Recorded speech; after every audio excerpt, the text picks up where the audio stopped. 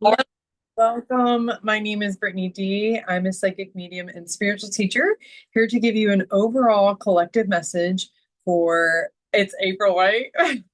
April 17th to the 24th. I like remembered the numbers, but not the month. April 17th through the 24th.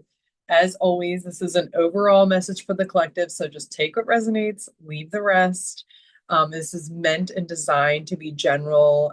So let what resonates in your heart land and let the rest just dissolve. And I do release these every Friday. So if you're new here, welcome. Hello. I would love for you to subscribe, comment below if this resonated with you, or share with a friend if you think it might be helpful for them. And I've got all different kinds of offerings. So if you click the my website in the description below, feel free to reach out if you have any questions about any of my services. But let's go ahead and dive into the collective reading for April 17th through 24th. Spirit, whatever's in the highest and best for the collective, April 17th through the 24th.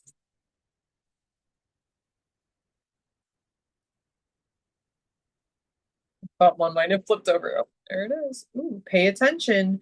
Notice repetitious signs and your inner guidance, as this can yield valuable information. I feel like they're trying to give us a heads up about something. That's not always what this card means, but that's just what it feels like right now. They're trying to like not pay attention in the sense of like presence, but like almost like we're getting your attention. So pay attention. We're trying to get your attention, give you a heads up essentially about something. Let's see. That may or may not be correct. Let's see. Oh, okay. Self-forgiveness. Let go, let go of old guilt and remember that you are God's perfect child. Okay, I feel like there is a little bit of shadow work, a little bit of deep diving, a little bit of like the mirror is right in your face right now. And that's why they're saying pay attention. They're trying to get your attention because there's an opportune window energetically to move through this self-forgiveness and to really let go of the guilt and come back to your your presence as God's perfect child, like it says, like it's God's child, like really coming back to that truth. um Interesting. Simplify your life. Eliminate clutter from your home and work life to balance the flow of activities. I feel like this is trying to make this happen. They're trying to get your attention to move through this process because it's an opportune time to move through that forgiveness process because they want to make things really simple. It's like this old guilt is making things seem really hectic or chaotic or more overwhelming than they really are. And in order for you to actually feel the simplicity of your life, of what is here right now, as God's perfect child, you have to, it's more of a mental and emotional game than like what is actually happening in your reality.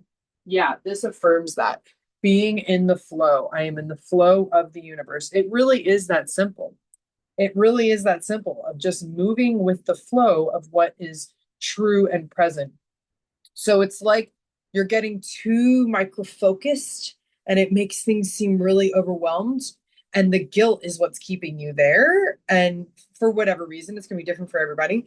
And they're trying to get you to see yourself in the truth of the light that you are God's perfect child. Let's look at things a little bit more wider, a little bit bigger.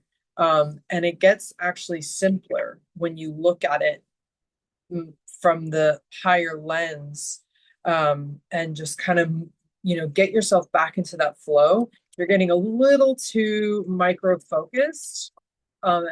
What's driving you is something that needs to be forgiven and integrated.